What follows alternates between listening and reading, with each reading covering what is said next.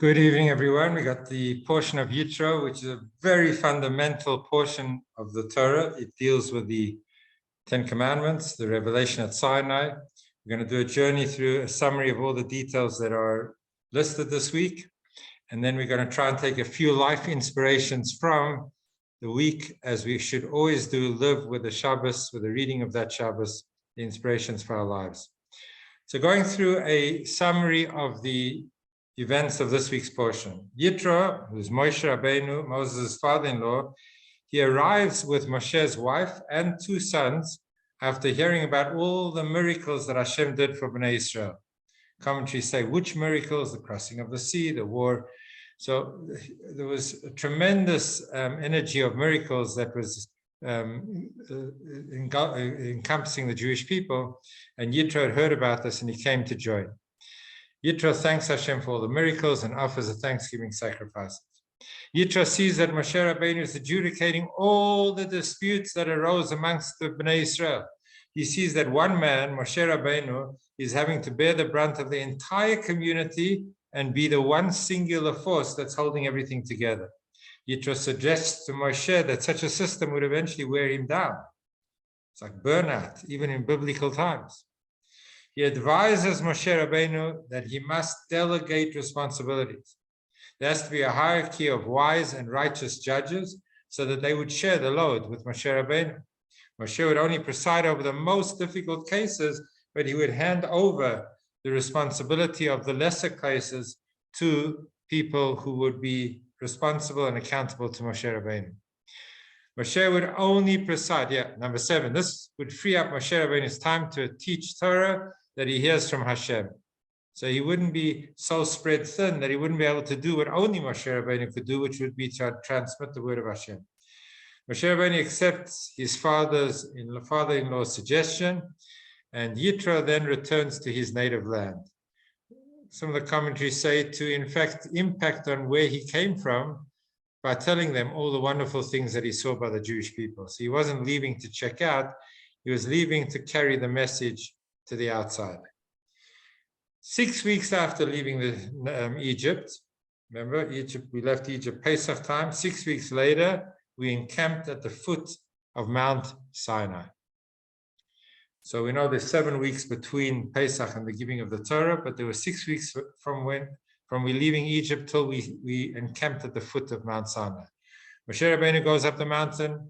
Included in the message that Hashem gave him was that Hashem's designation of Bnei Israel will be a treasure of all people, and a kingdom of princes and a holy nation. So Bnei Israel accepted upon themselves all that they were to do, all that Hashem commanded. This was when they said, Na'aseh, we will do, and we will learn over the next weeks to what degree they were ready to do even before they had clarity of reason and definition of what to do. There was a readiness to fulfill the word of Hashem. Now, in 3 days, Hashem, sorry, I'm just muting everybody again. In 3 days, Hashem would reveal himself on top of the mountain to the entire Jewish people. Bnei Israel were to sanctify themselves and not to approach the mountain until after revelation. So the mountain became holy. Temporarily, didn't remain holy, but for that revelation, everyone had to stand back. On the morning of the 3rd day, Har Sinai was smoking, it was trembling with thunder and lightning and a thick cloud, a whole major event. The piercing sound of a shofar emanated from the mountaintop, and it grew stronger and stronger. Normally, the shofar blow gets weaker as moments go by, but the sound of the shofar at Har Sinai steadily increased in volume. Moshe escorted the frightened nation to the mountain and settled them at the base. Hashem descends upon the mountain and summons Moshe Rabbeinu to the summit. Only Moshe and his brother Aaron were allowed on the mountain during this time. So everyone else was hagbel there to completely stand back. Hashem descended onto the mountain and summoned Moshe Rabbeinu to the summit. Sorry, we said, number 1920, we already said. Hashem then spoke the 10 commandments to Bnei Israel, and we're going to go through the 10 commandments. What were they? Belief in Hashem, not to worship idols, not to take Hashem's name in vain, to keep the Shabbos and to honor parents, and that's all considered part of our commitment between man and Hashem, the right-hand side of the Ten Commandments, the right-hand tablet, and then the left-hand tablet, which is interpersonal. It relates to human beings and other human beings, not to murder, not to commit adultery, not to steal, not to bear false witness, and not to be jealous or to covet that which belongs to another human being. An overwhelmed Bnei Yisrael asked Moshe Rabbeinu to be an intermediary and to transmit Hashem's word because it's just too intense, too powerful for them to bear. The prohibition against creating idolatrous graven images is given. The commandment to erect a sacrificial altar. And when we do, the stone should never be hewn with iron implements. Iron implements are associated with war. So the stone should not be hewn with iron, with metal. And in addition, this is written incorrectly, a ramp rather than steps would lead up to the top of the altar. There was in fact no steps, but rather a ramp that led up to the top of the altar. That is basically a summary of what's happening. The key moment is the revelation at Sinai, Hashem giving us the Torah. What's very important, even before we go into some of the details, is that there is a Jewish religion that is uniquely different from the experience of any other religion. This is fundamental to our belief system. Most other religions, events transpired between an individual and their vision or their prophecy that they had with God visiting an individual. And then that individual taught disciples and taught more people until eventually it became an accepted world religion. Most of the world religions, in fact, all of them, originated with an individual having an experience that was then shared by that individual with everybody else. The only religion that traces its origin to a moment of revelation at Sinai is the Jewish religion. 3 million people, 600,000 men between the age of 20 and 60, fleshed out to a nation, women, men, children, adults, older people. It's 3 million people. 3 million people were present when the mountain was flashing with lights and thunder and all of the signs that came. Nobody had to be told what happened because everyone experienced it. And the way it's recorded, it would be impossible, it would be the last thing for somebody who invents a religion to begin it by saying 3 million people witnessed it if they didn't. Because how would you sell it to anybody? 3 million people witnessed this event. Where are they? Where are their children? You could never sell a story like that. You could rather sell a story that I personally was on a mountain, I had revelation, and this is what God told me, and I'm telling you. That's how all religions begin. But the Jewish religion is uniquely different because the origin is a moment of revelation in the most public domain. The entire nation was there. Even when there is mutiny and rebellion in weeks to come, when Korach challenges Moshe Rabbeinu, he challenged Moshe Rabbeinu's appointments, but he did not challenge Moshe as to whether he received the Torah or didn't receive the Torah. It was an accepted fact that the Torah was given to Moshe Rabbeinu to transmit to the Jewish people in front of all of the Jewish people. That's uniquely different about the belief, the origins of the belief and revelation in the Jewish religion. So now what happens is when Yitro arrives, he says the words, "Now I know that God is greater than all the other gods." What does the Mechilta say, the Midrash? This tells us that Yitro, the father-in-law of Moses, had full knowledge of every idol in the world because he had worshipped them all. I was discussing this morning with a member of our Gemara Shir, and he was saying that why would the Torah even tell us that Yitro worshipped all the different idols? It's like giving us a negative slant about a man who did a journey that was now embracing the Jewish people and the God of Israel.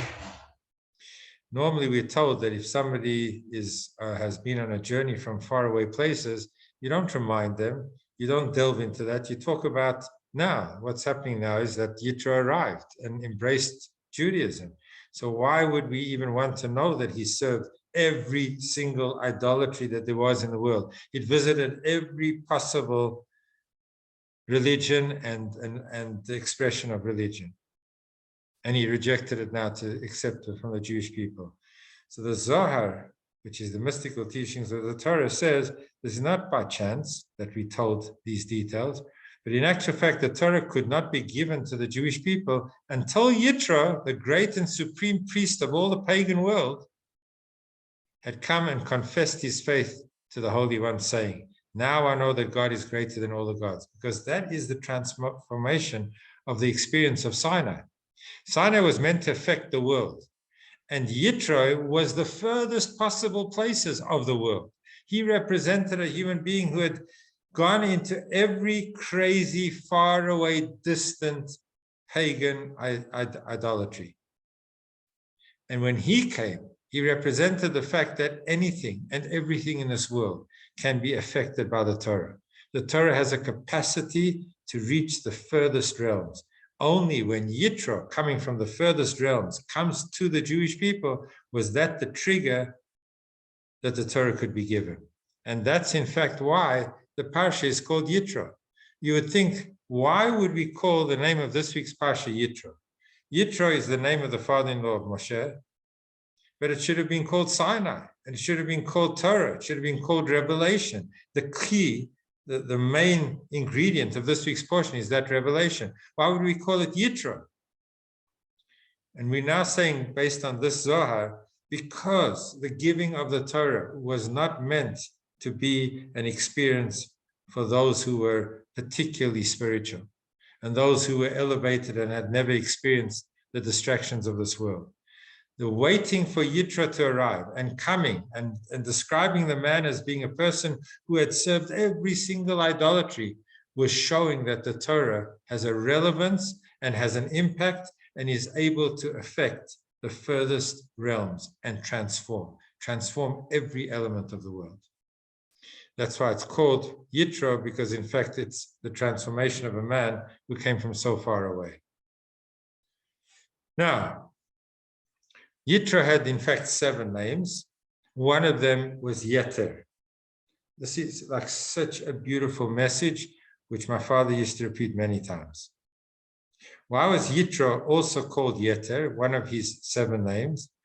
Says Rashi, because Sheyiter Parsha Achas B'Torah, the word Yeter means he added. He added a whole section to the Torah. And Rashi continues to say, which section did he add to the Torah? He added a section to the Torah called Va'ata Techezeh, which is when Yitro turns to Moshe Rabbeinu and says, appoint people to work under you and delegate. The whole instruction of delegation of authority and power comes from Yitro. So because he added the advice that he gave to Moshe Rabbeinu, his name was called Yeter, because he was somebody who added to the Torah. Now watch this, because what's interesting is that Yitro didn't only add the section Va'ato Techezeh. That's when Yitro gives advice how to solve the problem. Yitro actually is a whole portion that begins earlier, when Yitro introduces the problem and says to Moshe Rabbeinu, Navol Tibol, you're going to wither, you're going to fall apart. You are not going to be capable to keep and sustain this energy level of taking care of everything on your own. There was a whole section prior to him giving advice as to how to solve the problem, where Yitro identifies all the difficulties and why the system has to be changed, has to be developed, has to be improved. So why do we say what he added was his advice? He actually added a whole section of the reading of this Shabbat prior to the advice, which was the identifying of what the problem was. So my father used to say, this is really something he emphasized so many times, that when people identify problems, they haven't necessarily added anything. In fact, sometimes when people identify problems, they're making the problem bigger. How do we know that Yitro was somebody who added? Was not from the fact that he could identify problems. We know that he was a man who added because after identifying the problems, he presents a solution. Now, if you're a solution-oriented person, then identifying the problem is part of the building, because if you can identify what is wrong with the intention of improving, then you are somebody who adds rather than detracts. Clearly, you have to understand and identify a problem before you can solve it. But when do we know that Yitro is an adder, a person who is giving rather than detracting? It's because, which is when he gives the advice as to how to solve the problem, appoint people, find people who are honest and people who are not going to take bribes, and add them to the leadership of the Jewish people under you, Moshe Rabbeinu. Once he gave a solution, we can now know that even the first part of the portion, which is when he's identifying the problem, is also adding. So often, we stand in criticism of others. We love to criticize. We love to identify this weakness and the other weakness. And when we do, we have to ask ourselves, am I coming to make things easier and better? Or am I coming to wallow and celebrate and get mileage out of somebody else's failure? And if that's the case, we're not YITRO, we're not adding anything, we are detractors. I think I've shared the story before that from Rabbi Bernard, Zichrono Livracha, once shared that there was a meeting taking place in the old Oxford Shul many, many years ago, and somebody got up at a meeting and he said, this is a problem, that's the problem, that's the problem, and everything's a problem, and everything's terrible, nothing's working in the shul's. And I don't know if it was Rabbi Bernard himself or somebody stood up and said, Mr. So-and-so, do you have a solution, or are you part of the shul's problem? Does the shul have all the problems you listed plus you? Because that makes it even worse. So if we are there just to criticize, and we got to check ourselves. So often we look, see with a negative eye, why is this happening? Why is he doing this? Why is that? This should be better. We always got things to offer. If we're not part of the solution, we should rather be quiet, because we are only detracting. And if we are part of the solution, then being ruthlessly honest and being able to express the details that are not right is helpful. So this applies in our families, in all situations between husband and wife. To be able to say, this is not working, or this is a problem, what is the context of what you're saying? Does the spouse, when hearing the words of criticism, take it as words of criticism and hurt, or do they know so full well that you're in it together to be able to find a solution? And then identifying the problem is like going to a doctor. When we go to a doctor, we don't expect the doctor to say, you're healthy, everything's good, your condition is perfect, you can go home now, if it's not. You want the doctor to identify the problem. Why do we never get nervous and upset with the doctor when the doctor says, you know, you're overweight and you've got too much sugar and you got to cut, and gives us a whole rundown on our health situation? We don't have a faribel with the doctor. Why not? The doctor's identifying all my weaknesses. I should have a faribel. I'll never speak to the doctor again. Look how many bad things he said about me. Because we paid and we love to go to the doctor who's going to heal us. And identifying the problem is half the route to healing. Once you know what the problem is, you can know what to diagnose and what medication to prescribe. But if it's outside of a relationship where you know that you're going there for help and the person wants to help you, be careful with criticism, because you might be having your own therapy at somebody else's expense. And if you're sitting in your chair, looking down at other people and criticizing, this is not good and that's not good, so you are not somebody who's adding at all. When do we know that Yitro was an adder, somebody who contributed and made a positive difference? And for that reason was called Yitro, which means that one, the person who adds. It's when he gave the solution somewhere way into the portion. This is how you can resolve the problem. That's when we know that even the criticism that came beforehand was only said wanting to help. What a beautiful life lesson. Now, this is something which is a contrast between two expressions in the Midrash relating to a word that is used in the singular when it should have been used in the plural. Now, in English, we don't have verbs for the singular and verbs for the plural. For one man, they went, you'd say in plural, and you wouldn't say he. Yeah, you would. So we use the same word for plural or for singular, but not in Hebrew. So when it says that Israel encamped next to the mountain, and it says, Vayichan Sham Yisrael, it actually says not the nation encamped, but he encamped, not they encamped, he encamped. Vayichan, not Vayachanu, which would be a suffix that would indicate that it's a plural. So why would we talk about the whole Jewish people and use a singular pronoun? He encamped, rather they encamped. It's the pronoun that's the issue at hand. So the Midrash says, why does it say he rather than they? Because Ke'ish echad b'leiv echad. Because it was like one man with one heart. The Jewish people were essentially one heartbeat. And therefore we were referred to as a singular pronoun, because one people, we were like one heartbeat. That is how united we were. That's what it says in this week's. But look how, as we always say, this contrast of juxtapositioning, this idea of oneness, that a whole lot of people would be called with a singular pronoun because of the extent of the unity. Just last week, we had the same thing happening with the Egyptians.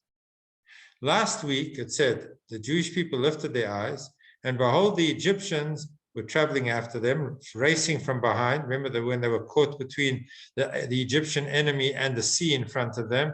And it says that the Egyptians was Nosei'ah. He was traveling rather than they were traveling. The verb has a singular pronoun.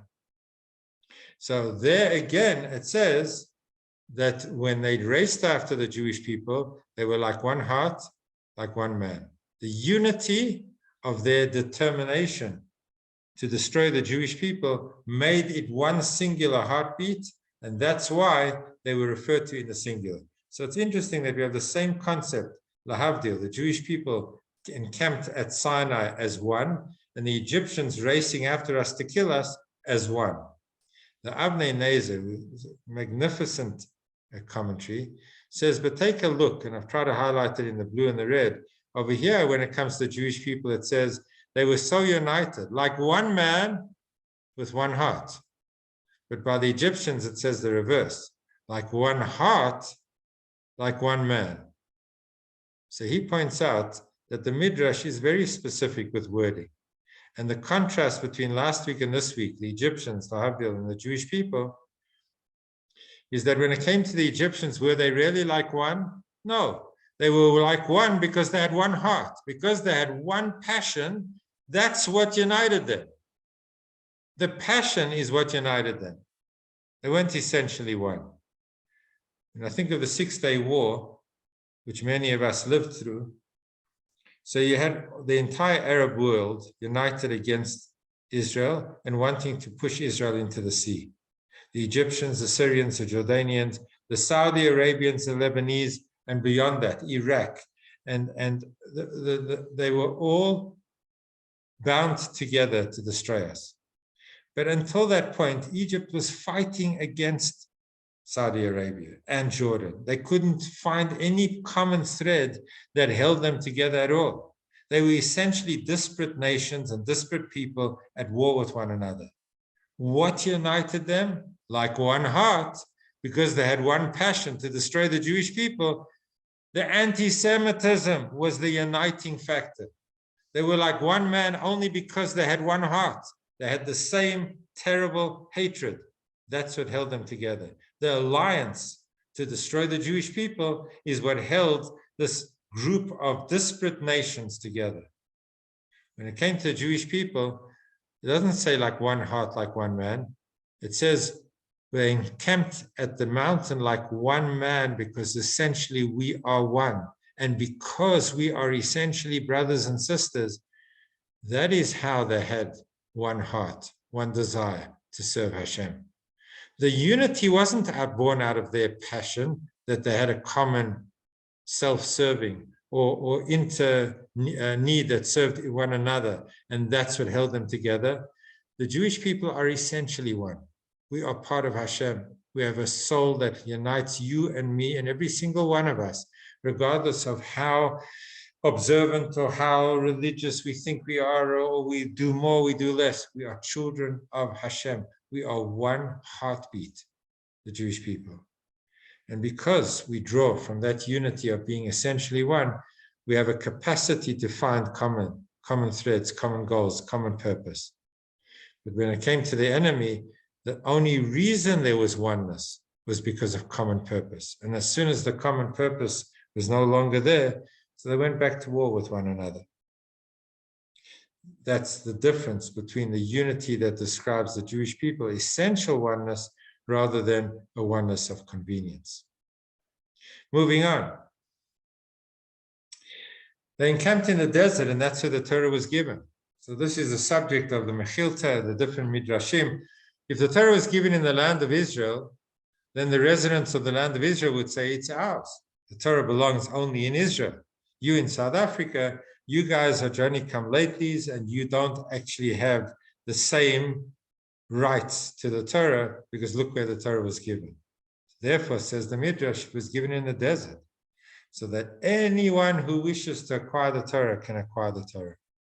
It wasn't dependent on region, on space, on place, as important as space sometimes plays a role. But the Torah was given in a desert to say that it belongs to everybody in an ownerless environment, so that everybody knows nobody owns it more than anyone else. It's open to every one of us. Secondly, what does it say? Why was the Torah given in a desert? To teach us that if a person does not surrender himself to it like a desert, which means humility, openness, recognition that we depend completely on Hashem, we cannot merit the words of the Torah.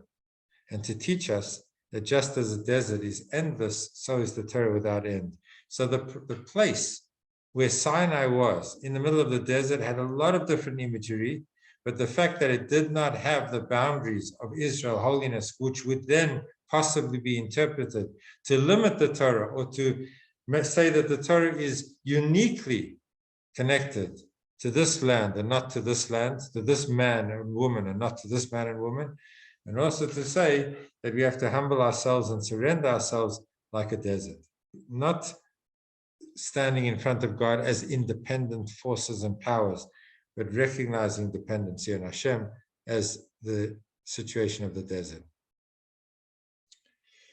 Now, it's interesting that when the Torah describes how the Torah was given, it says, this is what you'll tell the house of Jacob, and you'll tell the children of Israel. What is it? Why is it double expression? The house of Jacob and the children of Israel. So we know that the house of Jacob, when it is used specifically, refers to the woman. The children of Israel refers to the men. So who was the Torah related to first? Thus shall you say to the house of Jacob, to the woman folk, and then to the men. Why did Hashem command the Torah to the woman first?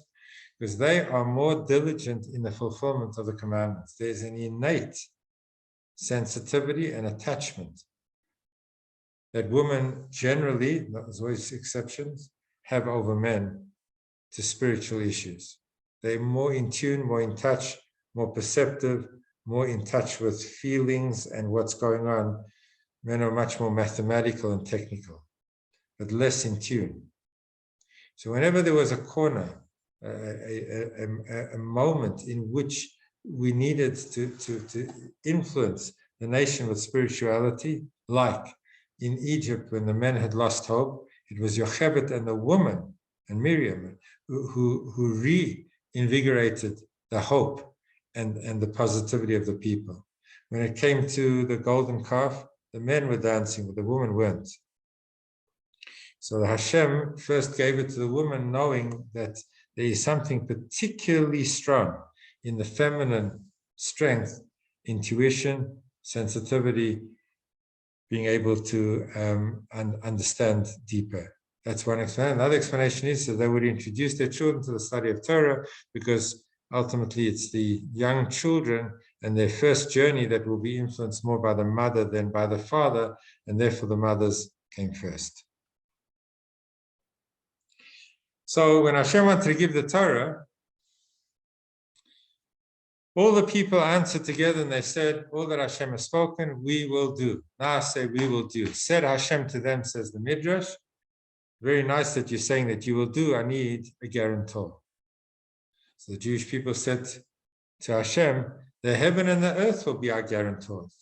They are here beyond a lifespan of a human being. A human being only lives a certain amount of time. But the heavens and earth are here forever. Let them bear testimony to the fact that we have accepted and committed ourselves to the Torah. Hashem said, no, even the heaven and earth doesn't last forever. All matter decomposes and burns itself out. So they said, okay, if we cannot use the inanimate things that supposedly live longer than human being, let's deal with the most powerful human beings. Our fathers will guarantee it. Abraham, Yitzchak, Jacob, our forefathers and their holiness will stand by and guarantee that their descendants are going to be true to the cause. Hashem said, even that's not good enough. They're busy. Everyone's got things on their mind. The elders are not going to guarantee. They're powerful, but they're not going to guarantee. What is going to guarantee the future of Jewish continuity and connection to Hashem? And they finally said, our children will be our guarantee. Hashem said to them, these are excellent guarantors. If the children are guarantors, then there's a future. If our children are attending Jewish schools and inspired with Judaism, if our children know and taste the meaning of our religion, then we have a future. If shuls have children, then we know there's a next generation. If we're left with the elders who guarantee connection to the past and they're able to transmit from the past, if we don't have the dynamic role and presence of children in a community, then it's a matter of time, God forbid, before it's lost. Children and the study of Torah is essential to the future of the Jewish people.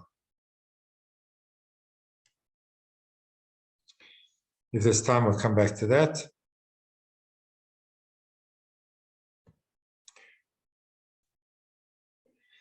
So we asked the question in saying this is the Shabbat talking about revelation. What actually happened? What was so significant about the moment of revelation? We said a little bit at the start of the shir about the fact that everyone was present and that was important. But there's more than that.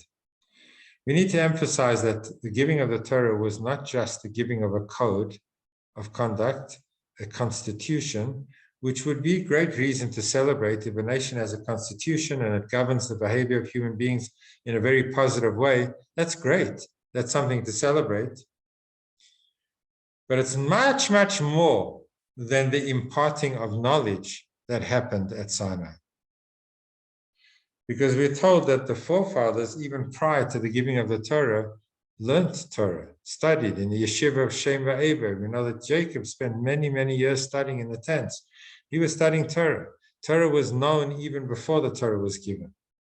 There were even some commandments that were fulfilled, even prior to us standing at Sinai.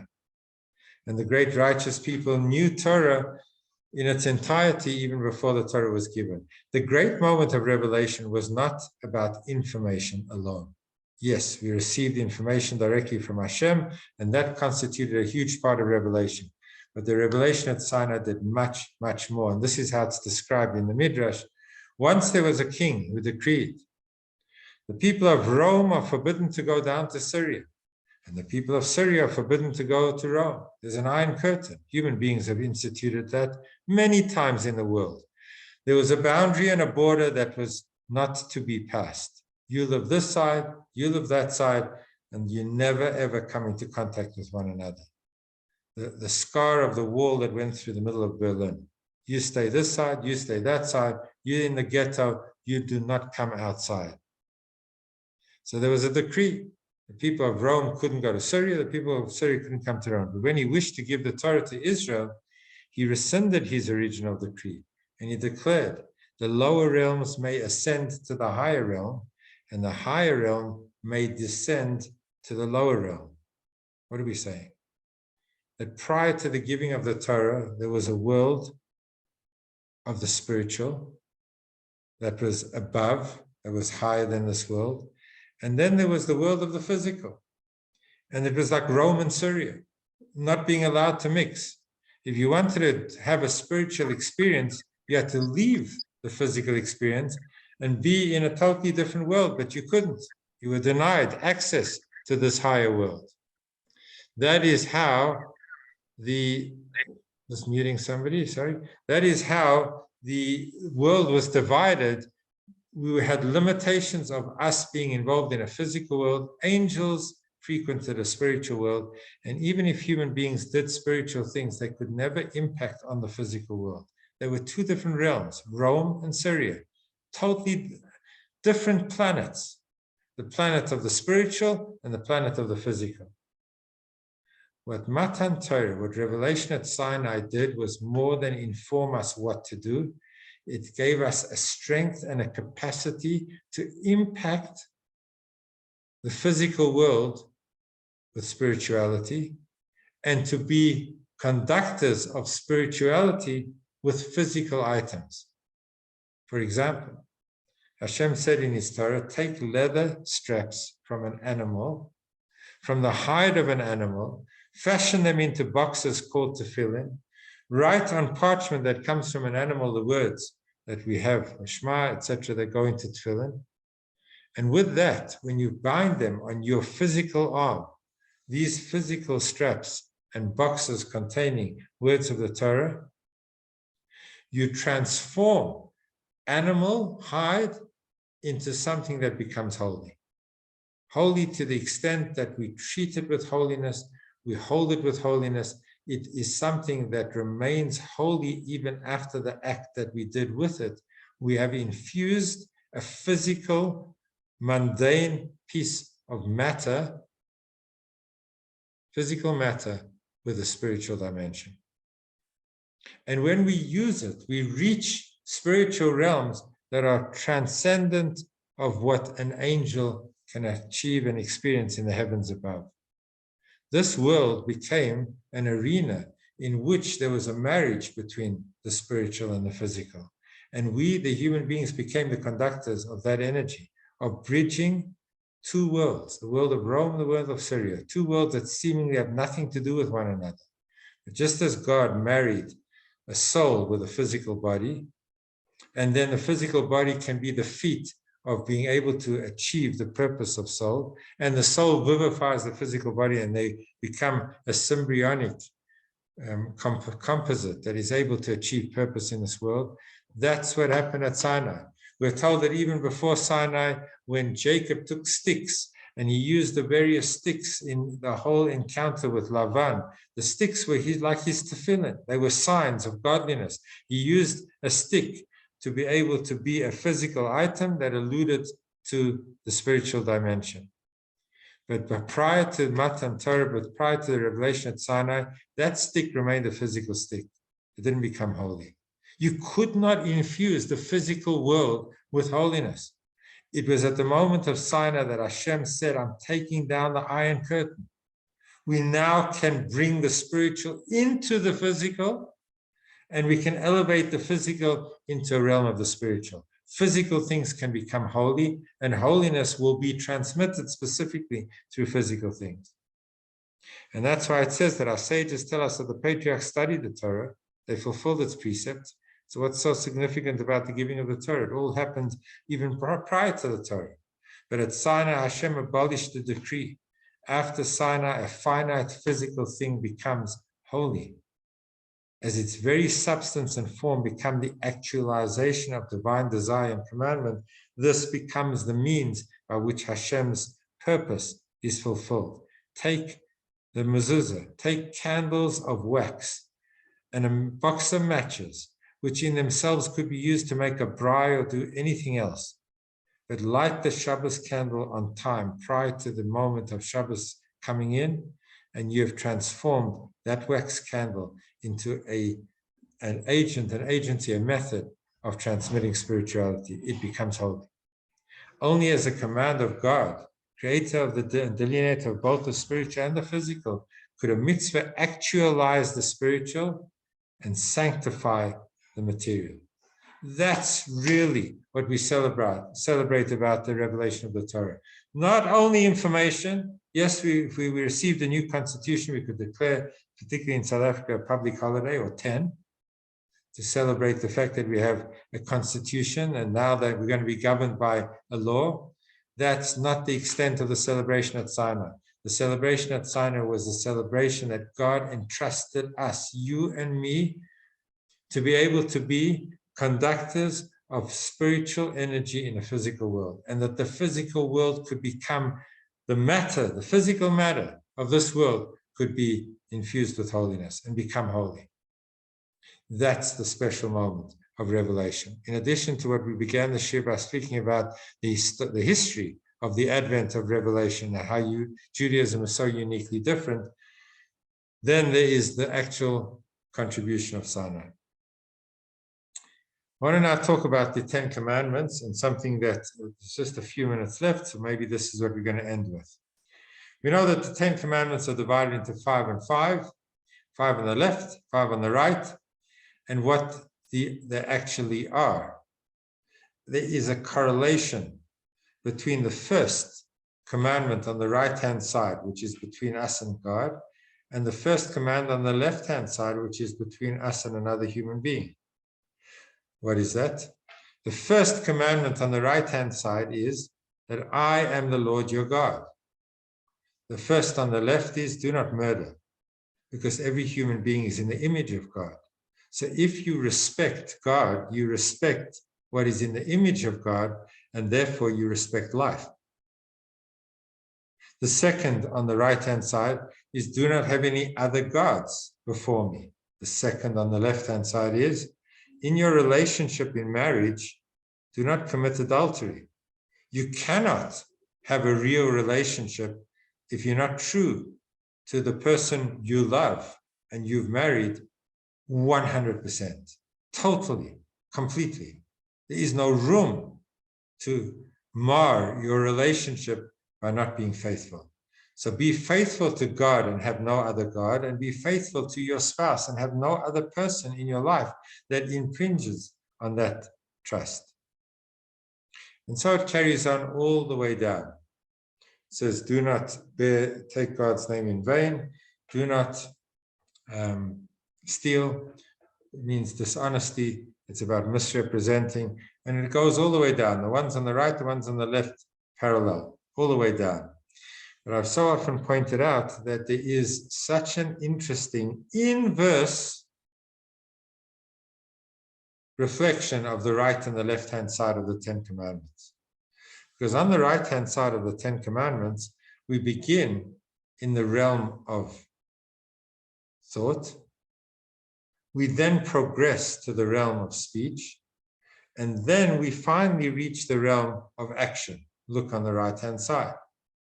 The first commandments are believe in God.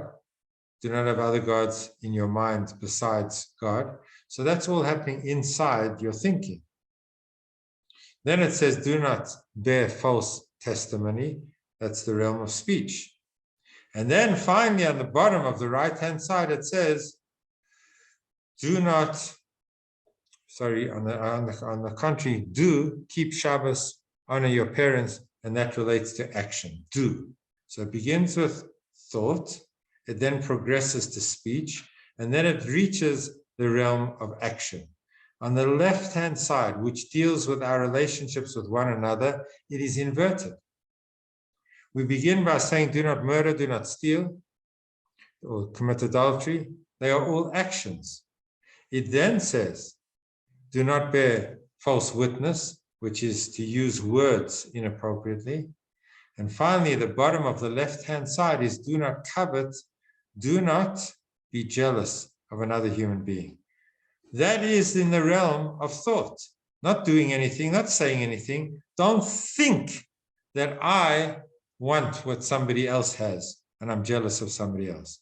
So why is it in our religious experience between ourselves and God, we seem to progress from thought to speech to action?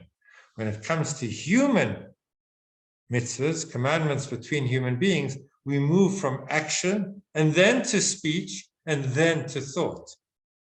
And this is the idea. When it comes to religious practice, most people think that religion belongs in the realm of thought. In fact, often when you turn to a Jew and say, do you practice? Are you doing? I say, I'm a Jew in my heart. This is how I feel as a Jew. I believe. We think religion between ourselves and God, it's good enough to simply have belief, because that's what religion is. Other religions say that it's all about belief. But we don't just talk about belief, we talk about action. Religion between ourselves and God has to emerge from thought into speech and then even into action. Because religion has to be concretized by the way we behave. The actions of our life have to reflect our belief in the Jewish religion.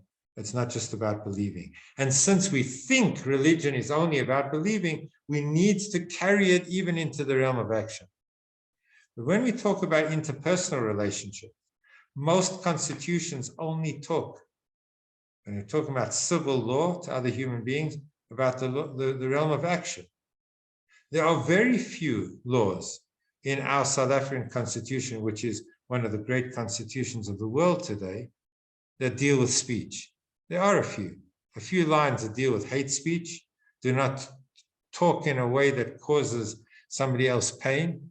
There is a limitation on speech, but most of the constitution is action. Does anywhere in our constitution, does it tell us how to think? Think is completely beyond the province of civil law. Civil law deals with the tangibles. Human beings cannot tell us how to think because nobody could monitor that, and nobody could certainly ensure that we're thinking appropriately. So here's the thing. Because in our interpersonal relationships, we think that it's good enough to legislate action and maybe a little bit of speech. But thoughts, who cares how a person's thinking? As long as you have a new constitution that tells you that we have a new South Africa, which is now going to be just, it's not going to be the old apartheid, we're going to be caring for one another, there's not going to be separate benches and for blacks and for whites and for all the things that happened in the old South Africa. But you and I know that you cannot change society by legislating action alone. We have to change the way we think. Because if we don't think differently about one another, if we don't think the way that we should about other human beings, being kind, understanding them, recognizing their rights alongside our own, if we don't think that everybody has a right to be here in society equally, then no matter how much you legislate, society is not going to change. So look at the 10 Commandments. On the right-hand side, because religion is relegated to the realm of thought and belief, the Torah says, take that thought and belief and bring it to speech and eventually bring it to action. When it comes to our interpersonal relationship, it says, you think that it's only actions that are important in interpersonal relationships. You have to bring that action closer to home in the way you speak. Speak kindly, speak gently. And even closer to home, change the way you think. Because if you're only going to legislate action, society is not going to change. That's all we have enough time for tonight. A magnificent portion that talks about the very origins of our religious experience with Hashem. May we only have a tremendous ability to grow that relationship with Hashem. Thank you all for joining. Appreciate it so much. Have a beautiful Shabbos. I'm going to put it up onto the YouTube too. God bless. Thank you. Thank you. Thank you. Thank you. Wonderful share. Thank you. Thank you. Thank you.